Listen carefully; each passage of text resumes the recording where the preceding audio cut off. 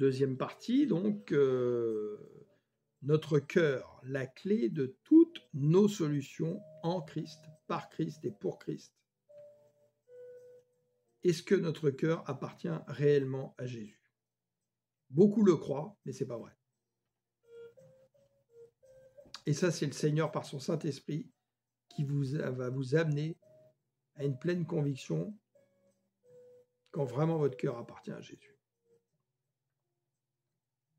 On lit la parole, pareil, j'espère que vous aimez la parole, c'est très important pour comprendre les choses et que le Saint-Esprit illumine les yeux de votre cœur pour que la parole porte du fruit.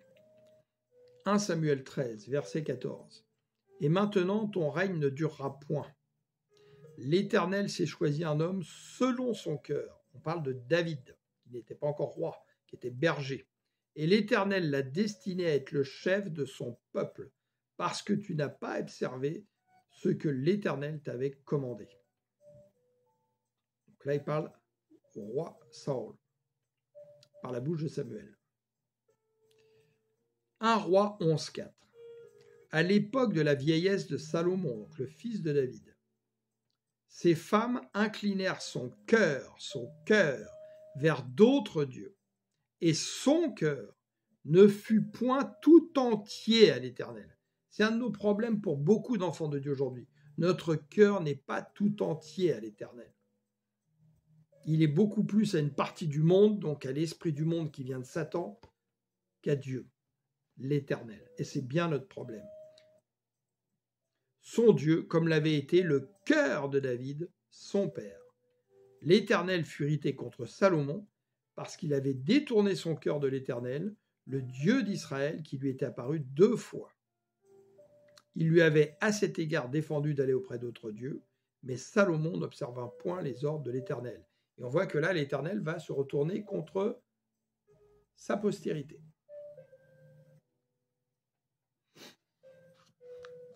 Et pourtant, qu'avait dit Salomon pendant son règne? Lui qui était soi-disant rempli de sagesse. Oui, il l'a été.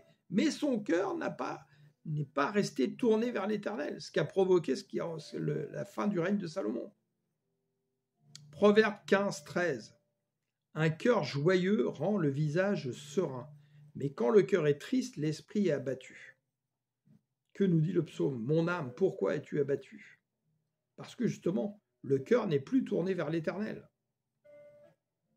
Parlons, sachons parler à notre âme, et à parler à notre âme de Christ, de la confiance que nous mettons en l'Éternel. Verset 14. Un cœur intelligent cherche la science qui est la connaissance de Christ, de la plénitude de l'Éternel. Mais la bouche des insensés se plaît à la folie. Verset 15. Tous les jours du malheureux sont mauvais, mais le cœur content est un festin perpétuel. 16. Mieux vaut peu avec la crainte de l'Éternel qu'un grand trésor avec le trouble. Jean 8, 37. Je sais que vous êtes les descendants d'Abraham. C'est Jésus qui parle aux pharisiens, donc les religieux. Pourtant, vous cherchez à me faire mourir parce que ma parole ne trouve aucun accès dans votre cœur. Prenons garde que la parole de Dieu ait bien un accès dans notre cœur. Et croyez-moi, il y a un travail à faire là-dessus. Une recherche de notre part. Cherchons-nous la face de l'Éternel, cherchons-nous à grandir et à connaître la plénitude de Christ, pour enfanter tout ce que Christ a déposé en nous par le baptême d'eau et du Saint-Esprit. Ésaïe 29, 13. Le Seigneur dit encore, ce peuple se tourne vers moi, mais ce n'est qu'en parole. Ce n'est qu'en parole. On voit dans plein d'églises des gens qui chantent à tue-tête, tatati, tatata, mais on voit qu'il y en a plein, c'est qu'en parole. Ça ne vient pas de là. Il me rend hommage, mais c'est du bout des lèvres. Car au fond de son cœur, il est bien loin de moi. Et la vénération, écoutez bien, la vénération, la louange, qu'il me témoigne n'est faite que des règles que des hommes lui ont enseignées. Combien on voit dans les églises aujourd'hui un conformisme terrible. Toutes les églises font la même chose. Il n'y a pas de liberté du Seigneur, du Saint-Esprit. On commence par la louange pendant un quart d'heure, une demi-heure, on fait tatati, tatata, puis on finit. Tout est fait pareil. Il n'y a pas une église qui montrerait qui est un peu différente. Pourquoi, par exemple, celui qui enseigne ne demanderait pas en premier: est-ce que quelqu'un a reçu quelque chose de l'Éternel cette semaine, une parole de connaissance? Est-ce que quelqu'un a envie de chanter une louange? Là, quelque chose qui sort de ton cœur. Si tu es guidé par le Saint-Esprit, les paroles vont sortir tout seul, la mélodie va sortir tout seul. Plutôt que des choses qu'on a répétées 1000 fois, comme des chansons, les mêmes choses qu'on écoute à la radio, mais parce qu'on connaît par cœur, alors tout le monde chante ça. Je vous dis pas que c'est mauvais, mais ça ne devrait pas être que ça. Ça ne devrait pas être que ça. Puis à un moment donné, on devrait sentir que l'Esprit Saint est là et que qu'à la limite, la personne qui parle, à ce coup, va changer les paroles, pas celles qu'elle chantait la semaine dernière. Là, on sentirait que là où l'Esprit du Seigneur est, règne la liberté. On devrait entendre beaucoup plus de témoignages dans les églises, des gens qui montrent quelle vie ils ont eue avant et comment ils sont venus au Seigneur, quels troubles ils ont eu, quelles maladies, quelles choses, quels problèmes et comment le Seigneur est venu agir. Parce que c'est ça qui nous édifie, nous fortifie, qui nous montre Christ est vivant, il est là, il agit encore. Et des gens ont besoin de l'entendre, parce qu'il y a des gens qui ont des vies vraiment, ou qui vivent des vies misérables, qui sont vraiment malheureux, qui viennent et qui pleurent dans les églises. On ne voit pas leurs larmes, elles sont à l'intérieur, mais ils sont malheureux. Ces gens-là ont besoin d'entendre des témoignages de fortification, d'édification.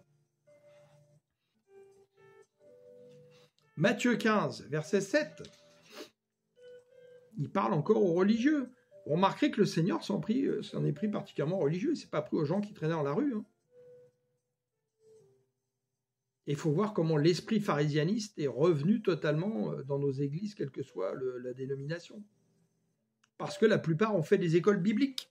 Ah, ça, les écoles bibliques, où on leur apprend des choses avec des théologiens, où on vient leur formater l'esprit religieusement, etc., au lieu d'écouter vraiment le Saint-Esprit.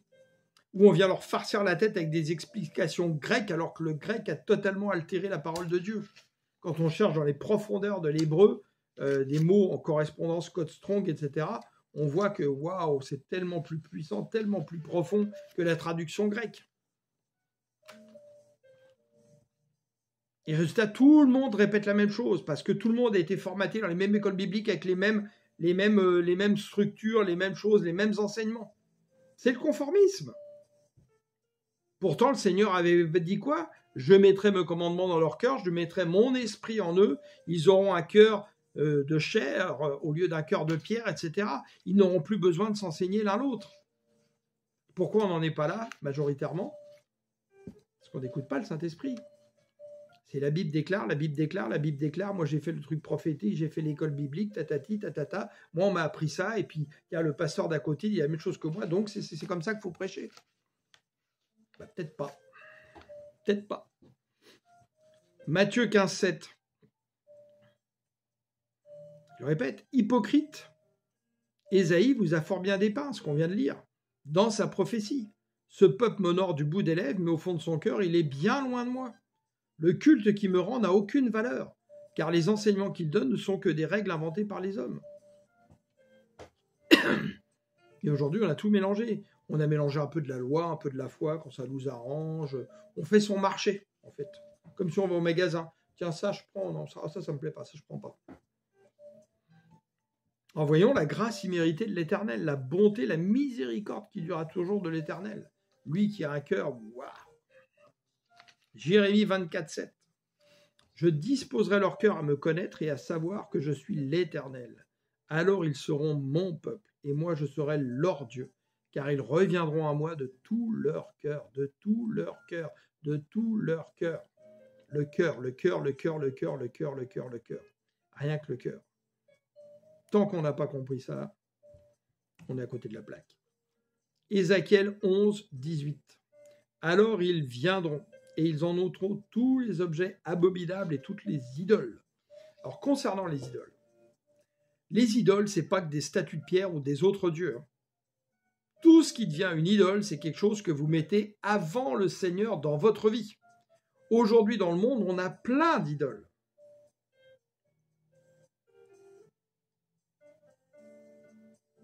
Il y a plein de choses. Aujourd'hui, on est beaucoup plus attaché à des objets, à des choses, à tout ce que vous voulez, qu'à Dieu en premier. Dieu n'est pas au centre. Dieu n'est pas notre priorité. Ce sont des idoles. Faites attention. Regardez comment dans notre société moderne, on a amené le culte des animaux domestiques. Moi, j'ai eu des chats, des chiens que j'ai beaucoup aimés, tout ça, etc. Plus je suis revenu vers le Seigneur, j'ai plus eu ça.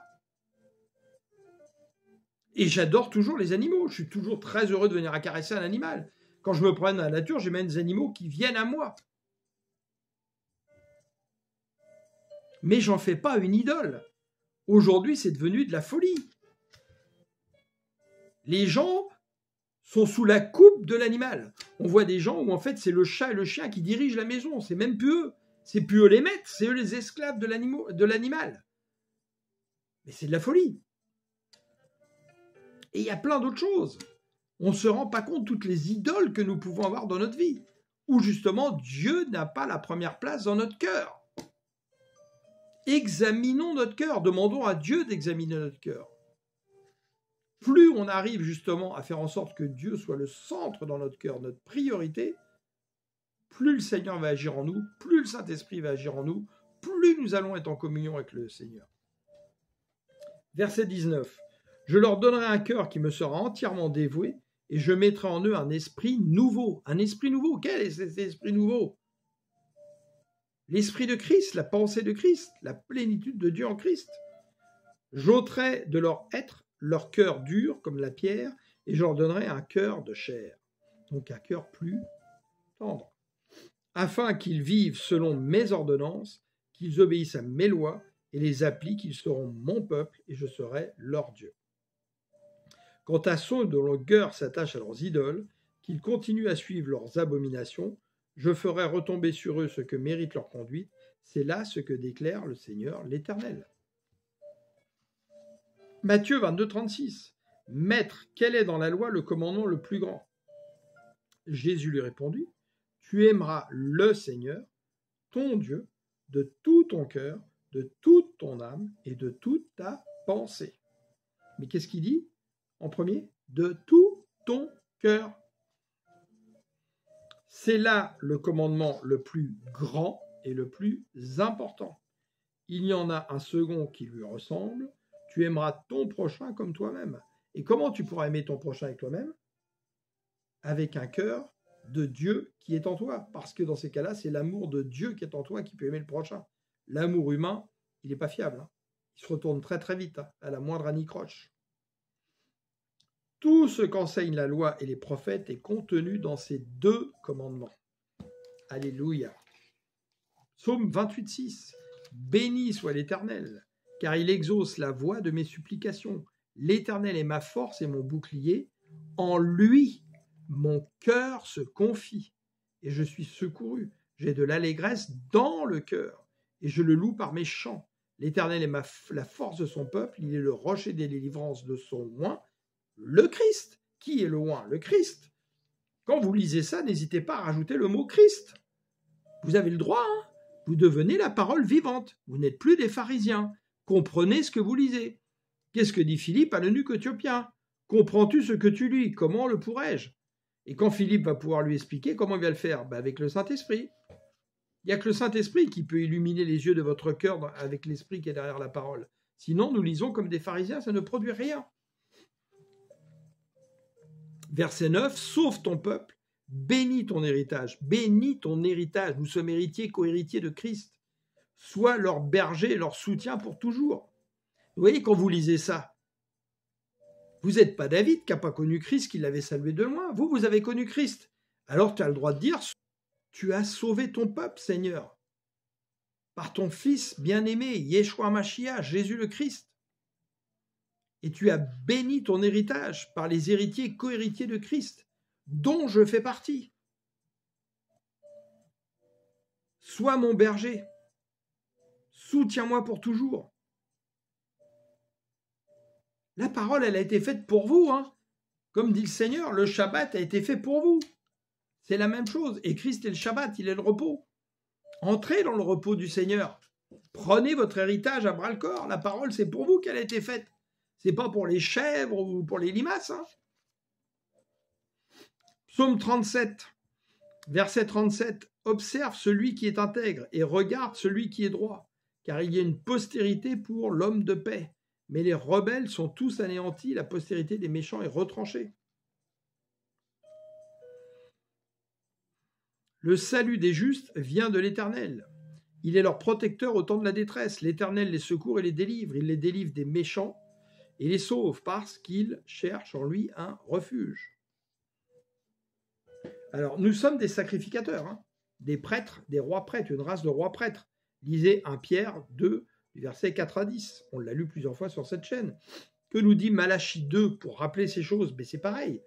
Là, il parle aux Lévites, mais c'est préfigurateur. Qu'on comprenne qui nous serons ensuite. Maintenant, à vous cet ordre sacrificateur.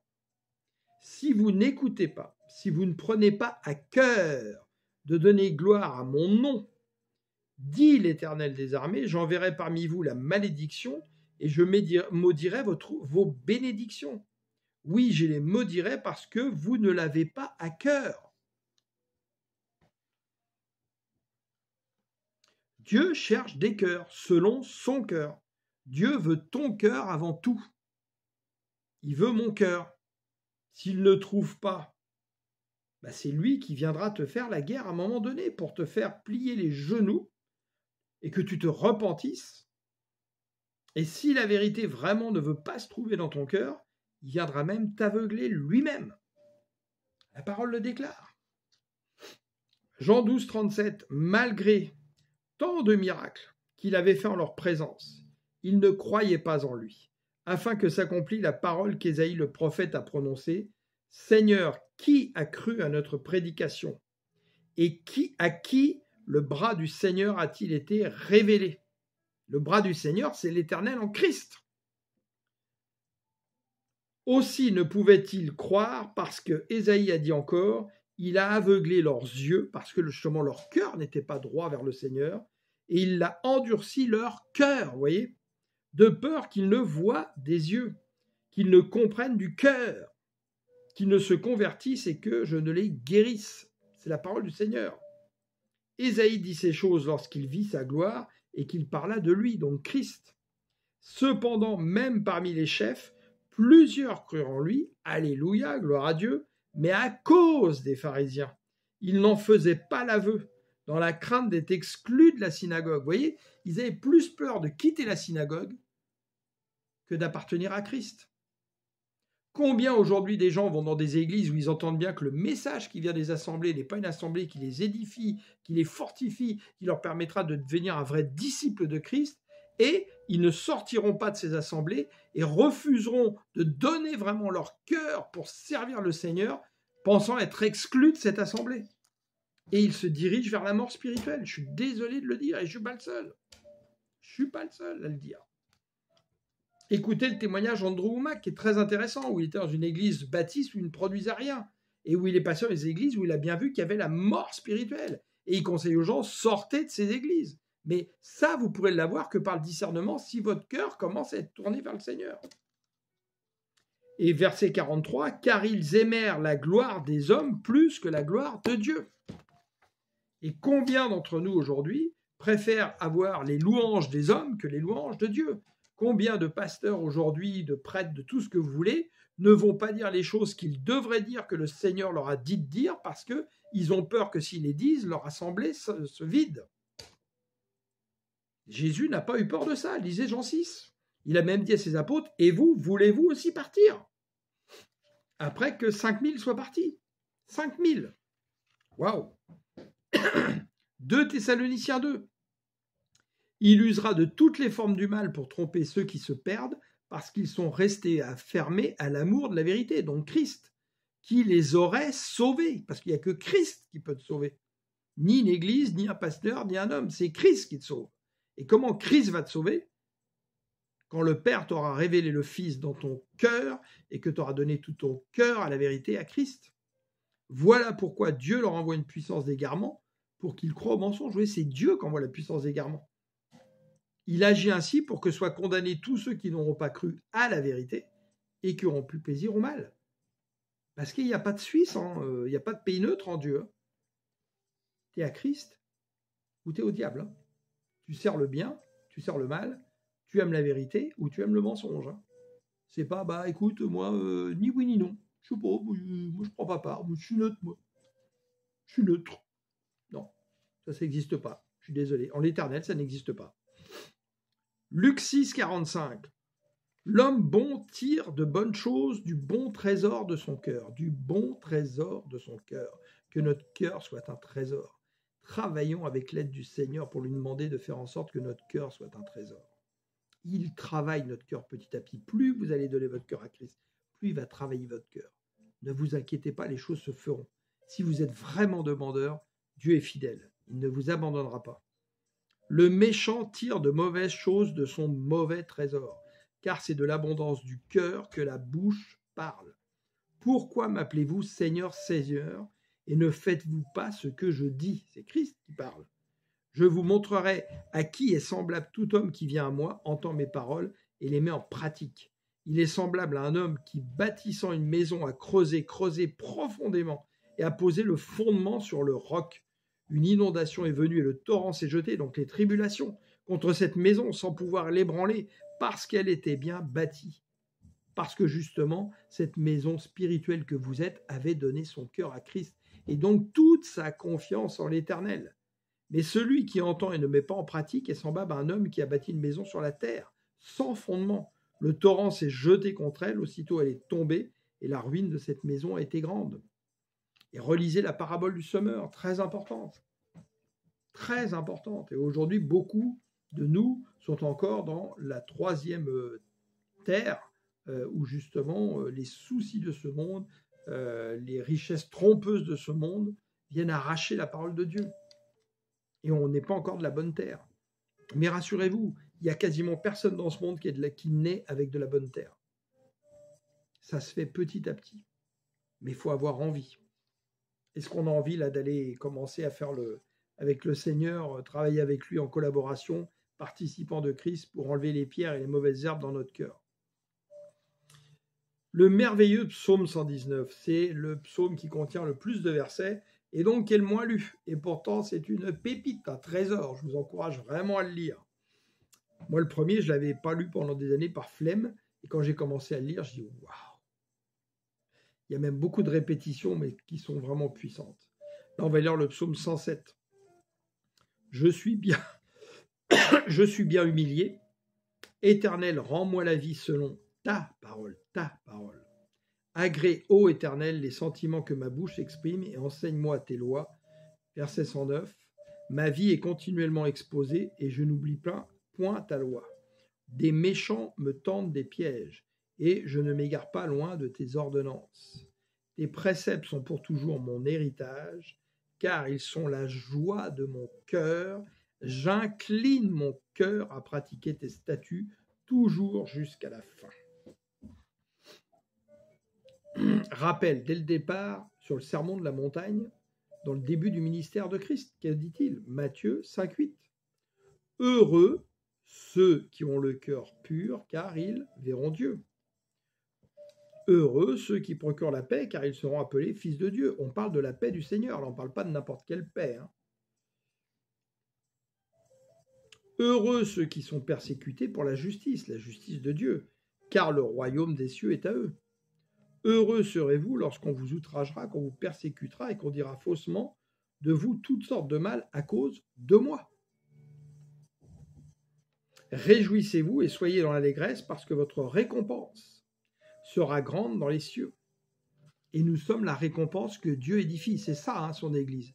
C'est une récompense. C'est pour ça qu'en Apocalypse 22, il dit « Je viens avec ma récompense ». C'est pour ça qu'il dit « Celui qui persévérera jusqu'au bout ne perdra pas sa récompense ». Si là, pareil, on cherchait au lieu du mot grec ecclésia les profondeurs de l'hébreu, on verrait que ça vient de gamal, gamoul, qui veut dire récompense, et que Christ édifie sa récompense. Nous sommes partis de sa récompense, et de gamal, on tire Gamaliel, qui veut dire les récompensés de Dieu. Jacques 1,5. Si l'un de vous manque de sagesse, qu'il la demande à Dieu, qu'il la lui donnera. Car il donne à tous généreusement et sans faire de reproches. Il faut cependant qu'il la demande avec foi, sans douter, car celui qui doute ressemble aux vagues de la mer agitées et soulevé par le vent. C'est la même chose qui s'est passé avec Pierre quand il marchait. Il regardait à Christ, il ne voyait pas le vent. Quand il a commencé à entendre le vent et à regarder le vent, il a commencé à couler. Qu'un tel homme ne s'imagine pas obtenir quoi que ce soit du Seigneur, Son cœur est partagé, vous voyez, son cœur n'est pas tout à Dieu. Il est inconstant dans toutes ses entreprises. On va lire Habakkuk. Et croyez-moi, c'est un trésor, Habakkuk. Ça nous apprend beaucoup de choses.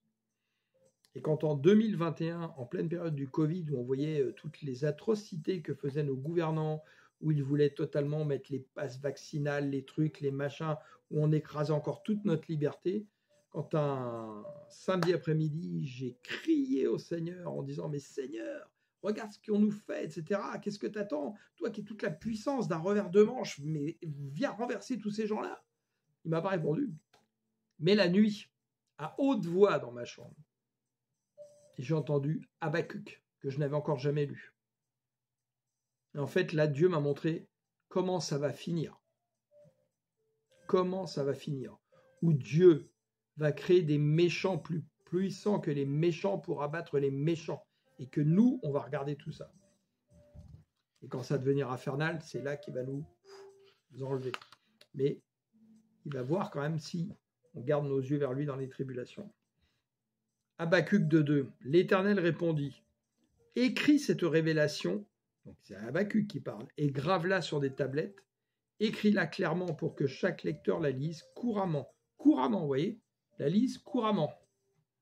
Car c'est une révélation qui porte sur un temps fixé, qui parle de la fin, et n'est pas mensongère. Si même il faut attendre que vienne l'Éternel, attends-le patiemment, car il vient sûrement. Il ne tardera pas. Si quelqu'un flanche, il n'est pas droit de cœur, mais le juste vivra grâce à sa foi. Et c'est le cœur qui va produire de la foi, parce qu'il est totalement tourné vers le Seigneur et qui vraiment appartient au Seigneur. Les avertissements prophétiques qui s'accélèrent de jour en jour. On le lit dans 2 Timothée 3 et qui sont devant nos yeux, si on veut bien voir la vérité et qu'on est honnête. Verset 1. Sache bien, c'est Paul qui parle à Timothée, que dans la période finale de l'histoire, on y est en plein dedans. Les temps seront difficiles, les hommes seront égoïstes, c'est tout à fait le cas, avides, c'est tout à fait le cas, avides d'argent, vantards et prétentieux, c'est tout à fait le cas. Ils parleront de Dieu d'une manière injurieuse, c'est tout à fait le cas, et n'auront pas d'égard pour leurs parents. Ils seront ingrats, dépourvus de respect pour ce qui est sacré, sans cœur, sans pitié, calomniateurs, incapables de se maîtriser, cruels, ennemis du bien, emportés par leur passion et enflés d'orgueil. Ils seront prêts à toutes les trahisons. Ils aimeront le plaisir plutôt que Dieu. Certes, ils resteront attachés aux pratiques extérieures de la religion. Ça rentre bien dans vos oreilles, dans votre cœur. Mais en réalité, ils ne voudront rien savoir de ce qui en fait la force. Détourne-toi de ces gens-là. Comprenez bien une chose, si votre cœur est tourné vers Dieu, vous ne chercherez pas une vie d'église à travers les églises des hommes. Ça veut pas, je ne suis pas en train de dire qu'il ne faut pas aller dans les églises, mais choisissez correctement les églises où vous allez. Est-ce qu'il y a un message qui vous procure de la foi, qui vous édifie, qui vous fait grandir, qui vous fait réfléchir, qui vient parfois vous mettre des gifles pour vous dire « Oh là là, qu'est-ce que je fais ? Je fais n'importe quoi, il faut que je change ma vie, etc. » Parce que vous devez être, vous, l'Église de Christ, donc avec un grand E. Ce qui changera votre vie, c'est si vous êtes l'Église, dans les églises des hommes. Et si ces églises des hommes ressemblent à l'Église, alors là, alléluia, gloire à Dieu. Hébreux 3, verset 7. C'est pourquoi prenez à cœur ce que dit l'Esprit Saint. Aujourd'hui, si vous entendez la voix de Dieu, qui ne se fera que par l'Esprit Saint, ne vous endurcissez pas comme l'ont fait vos ancêtres lorsqu'ils se sont révoltés et qu'ils ont dans le désert voulu me forcer la main. Et là, il nous dit justement, pendant que la porte est ouverte du repos qui est en Christ, entrez dans ce repos du Seigneur. Le Christ est notre repos. Un avertissement pour ne pas prendre Christ pour un billet de loto gagnant, ce que beaucoup font dans les églises, et je l'ai fait moi-même à l'époque. Je ne suis pas plus intelligent qu'un autre. Au début, qu'on arrive dans les assemblées, qu'on commence à grandir dans la foi, À cause de ce qu'on entend, parfois à cause de messages séducteurs, on prend le Jésus pour un billet de loto gagnant. Oh, bah si je prononce le mot de Jésus, je vais avoir telle voiture, je vais avoir telle maison, tel travail. Oui, peut-être que tu l'auras. Mais tout dépend quelles sont les intentions qui vont venir de ton cœur. Est-ce que ça vient de ton cœur ou de ta bouche? Et là, ça va faire toute la différence. Acte 8, 18. Donc Simon était un magicien. Il ne servait pas Dieu, c'était un magicien. Simon vit que l'Esprit Saint était donné aux croyants quand les apôtres leur imposaient les mains. Alors il leur proposa de l'argent. Il voulut acheter les apôtres et acheter l'Esprit Saint. Et leur dit, donnez-moi aussi ce pouvoir pour que ceux à qui j'imposerai les mains reçoivent l'Esprit Saint. Mais Pierre lui répondit, que ton argent périsse, et toi avec lui, puisque tu t'es imaginé qu'on pouvait se procurer le don de Dieu avec de l'argent. Si tu mets ton offrande, mais que ton cœur n'est pas tourné vers Dieu, c'est ce que tu es en train de faire. C'est ce que tu es en train de faire. Prends-en conscience. Tu n'as ni part ni droit dans cette affaire, car ton cœur n'est pas droit devant Dieu. Détourne-toi donc du mal qui est en toi et demande au Seigneur de te pardonner s'il est possible d'avoir eu de telles intentions dans ton cœur. Donc la qualité de notre cœur, on va le lire dans la parole. 2 Corinthiens 9, 6.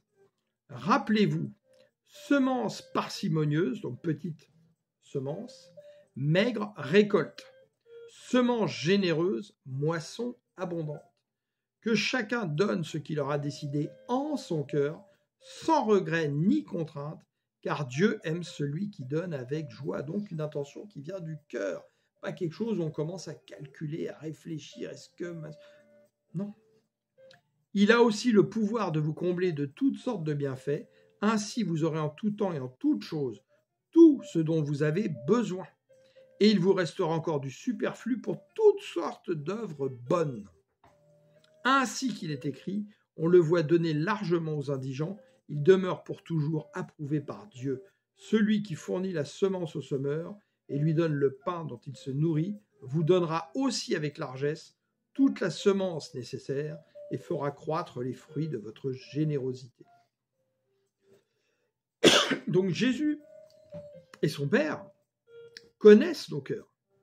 Ils viennent les sonder, ils viennent sonder les profondeurs de notre esprit, les profondeurs de notre cœur. C'est bien marqué dans la parole, dans les psaumes, etc. Jean 2, 24. Mais Jésus ne se fiait pas à eux, car il les connaissait tous très bien. En effet, il n'avait pas besoin qu'on le renseigne sur les hommes, car il connaissait le fond de leur cœur. Alléluia. 1 Jean 3, verset 18. Mes enfants, que notre amour ne se limite pas à des discours et à de belles paroles. Et combien on en entend des discours et des belles paroles chez les chrétiens et qui ne produisent pas d'actes derrière. Mais qu'ils se traduisent par des actes accomplis dans la vérité. C'est ainsi que nous saurons que nous appartenons à la vérité, donc à Christ, et nous rassurons notre cœur devant Dieu. Si notre cœur nous condamne d'une manière ou d'une autre, car Dieu est plus grand que notre cœur et il connaît tout. Mes chers amis, si notre cœur ne nous condamne pas, nous sommes pleins d'assurance devant Dieu. Il nous donne tout ce que nous lui demandons parce que nous obéissons à ses commandements et que nous faisons ce qui lui plaît. Jean 14, 1. Jésus dit, que votre cœur ne se trouble pas. Ayez foi en Dieu, ayez aussi foi en moi. Dans la maison de mon Père, il y a beaucoup de demeures. Et si ce n'était pas vrai, je vous l'aurais dit. En effet, je vais vous préparer une place. Lorsque je vous aurai préparé une place, je reviendrai et je vous prendrai avec moi, afin que vous soyez vous aussi là où je suis. Mais vous connaissez le chemin de l'endroit où je me rends. Thomas répond, Seigneur, nous ne savons même pas où tu vas. Vous vous rendez compte, ils ont passé 3 ans avec lui. Comment pourrions-nous savoir par quel chemin on y parvient? Le chemin, répondit Jésus, c'est moi, parce que je suis la vérité et la vie. Dans une autre allée, je suis le chemin, la vérité et la vie. Ça veut dire la même chose. Personne ne va au Père sans passer par moi. Christ est le chemin. Si vous me connaissez, vous connaîtrez aussi mon Père, et maintenant déjà vous le connaissez, vous l'avez même vu, puisqu'il a vu Christ. Philippe intervint, donc un autre. Seigneur, montre-nous le Père, et cela nous suffira. C'est-à-dire que Jésus ne leur suffit pas, parce qu'ils ont vu un Jésus dans la chair. Et justement, ça a trompé leurs yeux, leurs oreilles, tout ça, ça les a trompés. Parce qu'ils ont vu Jésus vivre comme un homme, malgré qu'il était 100% homme, 100% Dieu. Et là-dessus, il y a un enseignement d'Andrew Mack qui s'appelle « Jésus vous suffit-il ». Je vous conseille vraiment de l'écouter. C'est sur cette chaîne. On l'a partagé. « Et quoi ?» lui répondit Jésus. Donc il est scandalisé. « Après tout le temps que j'ai passé avec vous, tu ne me connais pas encore, Philippe ? Celui qui m'a vu a vu le Père. Comment peux-tu dire « montre-nous le Père » ? Ne crois-tu pas que je suis dans le Père et que le Père est en moi ? Quand vous lisez la Bible, comprenez ce que l'Esprit est en train de dire. Jésus, il n'est pas en train de dire « Ah bon, tu crois pas en moi ?» Non, il est fâché. Il est énervé de voir ça. Pendant 3 ans, il avait été avec eux. Il a fait des miracles, il leur donnait la parole de vie. Et ils n'ont pas encore compris. Pourquoi ? Parce que l'Esprit Saint n'était pas là pour leur éclairer la parole, justement, et comprendre la profondeur de la parole. C'est pourquoi demandez à être rempli du Saint-Esprit, pour illuminer la parole à travers votre cœur qui s'illumine. Ne crois-tu pas que je suis dans le Père et que le Père est en moi ? Ce que je vous dis, je ne le dis pas de moi-même. Le Père demeure en moi et c'est lui qui accomplit ainsi ses propres œuvres. Croyez-moi, je suis dans le Père et le Père est en moi, sinon croyez au moins à cause des œuvres que vous m'avez vu accomplir. Et le Seigneur m'a dit dans ses paroles, qu'il m'a dit dans « Va dire à mes frères » qui est aussi sur cette chaîne, il y en a une partie, vous devriez écouter ça. C'est pas écrit dans la Bible, ok, mais ça s'appuie sur la Bible et c'est la parole du Seigneur. Celui qui croit en moi sans croire au miracle, celui-là croit vraiment en moi. Vraiment, je vous l'assure, verset 12, celui qui croit en moi accomplira lui-même des œuvres que je fais. Il en fera même de plus grandes parce que je vais auprès du Père. Et quoi que ce soit que vous me demandiez en mon nom, je le réaliserai pour que la gloire du Père soit manifestée par le Fils. Je le répète, si vous demandez quelque chose en mon nom, je le ferai. Si vous m'aimez, vous suivrez mes enseignements. Et moi, je demanderai au Père de vous donner un autre défenseur. Donc le défenseur de la vérité. Pas le consolateur comme il est marqué dans Louis II, la Bible la plus lue. Ça ne veut rien dire, le consolateur. Le défenseur, celui qui vient défendre la vérité, défendre Christ, le Saint-Esprit, de sa cause, afin qu'il reste pour toujours avec vous.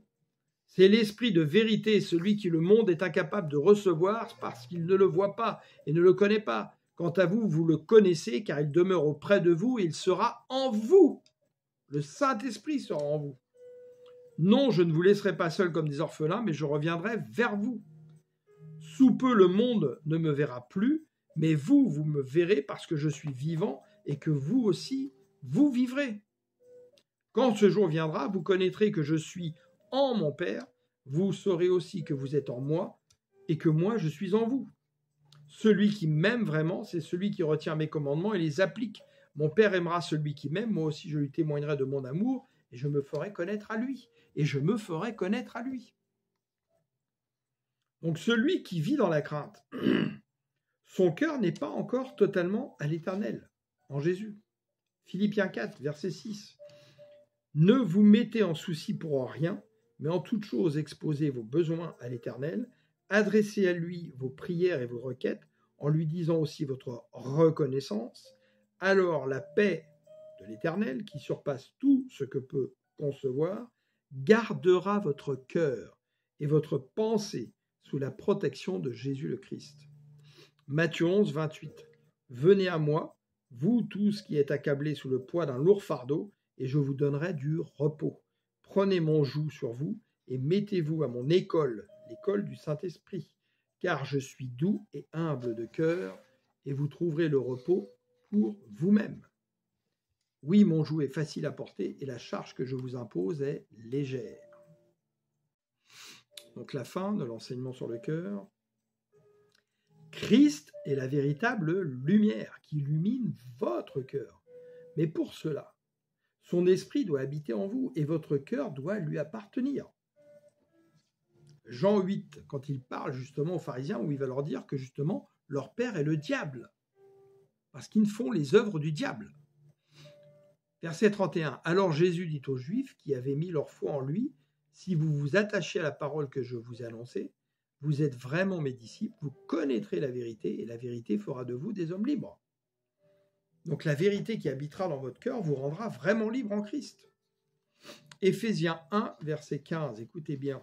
C'est pourquoi moi aussi, ayant entendu parler de votre foi au Seigneur Jésus, il est en train de parler à une assemblée, et de votre charité pour tous les saints, je ne cesse de rendre grâce pour vous, faisant mention de vous dans mes prières, afin que le Dieu de notre Seigneur Jésus le Christ, le Père de gloire, vous donne un esprit de sagesse et de révélation. Donc la révélation vient de l'intérieur, dans sa connaissance, donc dans la connaissance de Christ, et qu'il illumine les yeux de votre cœur pour que vous sachiez quelle est l'espérance qui s'attache à son appel, donc à l'appel de reconnaître Christ comme le Seigneur.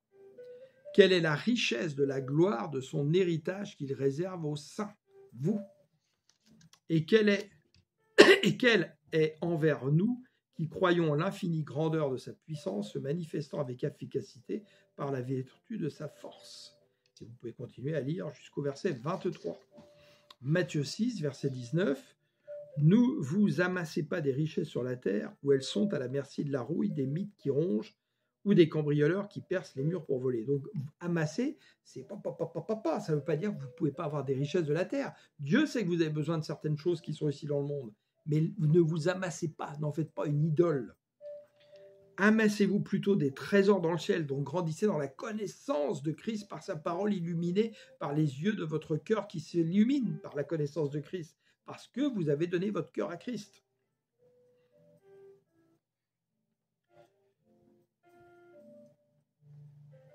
Donc on reprend verset 20, « Amassez-vous plutôt des trésors dans le ciel où il n'y a ni rouille, ni mythe qui ronge, ni cambrioleur qui perce les murs pour voler, car là où est ton trésor, là aussi sera ton cœur. » Verset 22, « Les yeux sont comme une lampe pour le corps. Si donc tes yeux sont en bon état, ton corps entier jouira de la lumière, qui est Christ. Mais si tes yeux sont malades, tout ton corps sera plongé dans l'obscurité. Si donc la lumière qui est en toi est obscurcie, dans quelle ténèbres profondes te trouveras-tu » Éphésiens 3, verset 14. « C'est pourquoi je me mets à genoux devant le Père, de qui dépendent comme d'un modèle toutes les familles des cieux et de la terre. Je lui demande qu'il vous accorde à la mesure de ses glorieuses richesses, d'être fortifié avec puissance par son esprit dans votre être intérieur, que le Christ habite dans votre cœur par la foi. Enraciné, solidement fondé dans l'amour, vous serez ainsi à même de comprendre avec tous ceux qui appartiennent à Dieu combien l'amour du Christ est large, long, élevé et profond. Oui, vous serez à même de connaître cet amour qui surpasse tout ce qu'on peut en connaître, et vous serez ainsi remplis de toute la plénitude de l'Éternel. Pour finir, as-tu vraiment donné ton cœur à Jésus? As-tu déjà entendu le Seigneur te demander « Veux-tu me donner ton cœur ?» Je vous souhaite d'entendre ça et que vous puissiez lui répondre sans hésiter. « Jésus, je t'ai donné mon cœur. » Et vous verrez qu'il vous répondra quelque chose. Apocalypse 3,14. Les avertissements, écoutez bien, c'est les avertissements aux églises, hein. Pas à l'église, aux assemblées. Donc il y a bien les églises des hommes et l'église de Christ. Ça, beaucoup l'ont pas compris. Hein. À l'ange de l'église de Laodicée.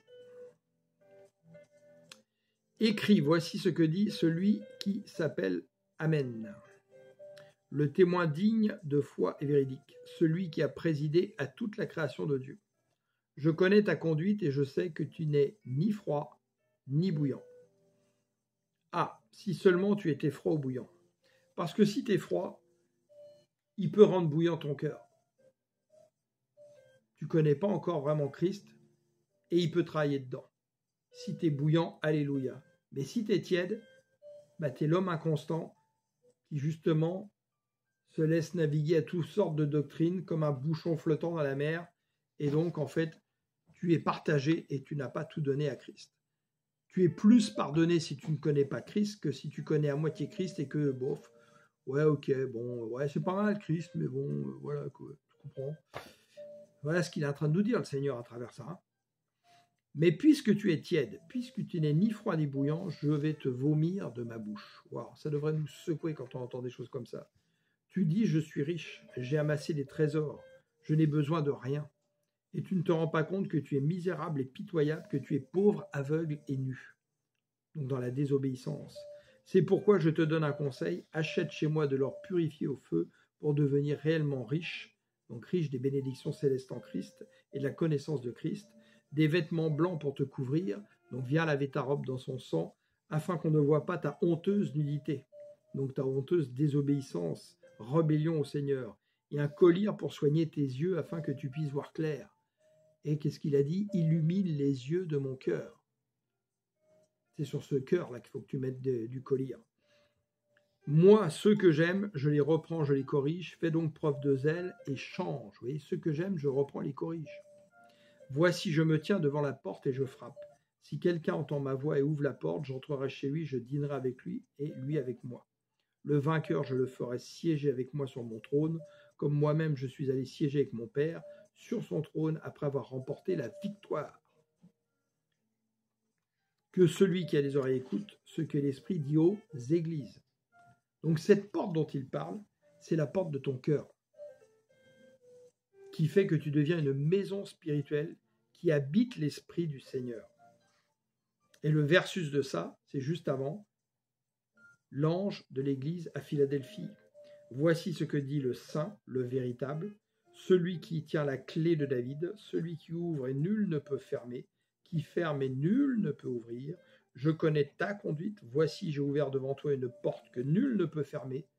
Je le sais, tu n'as que peu de puissance, tu as obéi à ma parole et tu ne m'as pas renié.